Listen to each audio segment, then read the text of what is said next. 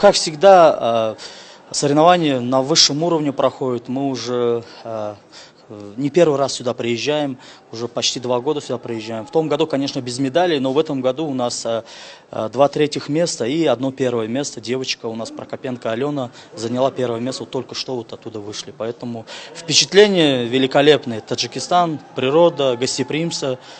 Ну, круто очень все. И плюс Гушингири — это очень зрелищный и эмоциональный вид спорта. Спасибо за то, что нас приняли. Понемножку развиваемся в России, да.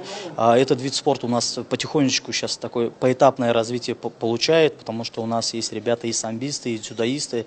Но я думаю, в дальнейшем, конечно, мы, как и любая другая федерация, которая выступает на международном уровне и представляет свою страну, мы, конечно, хотим золотые медали и среди мужчин наших. И поэтому надеемся, что в июне месяце, который пройдет Кубок президента Таджикистана в городе Худжанд, мы более сильную команду предоставим.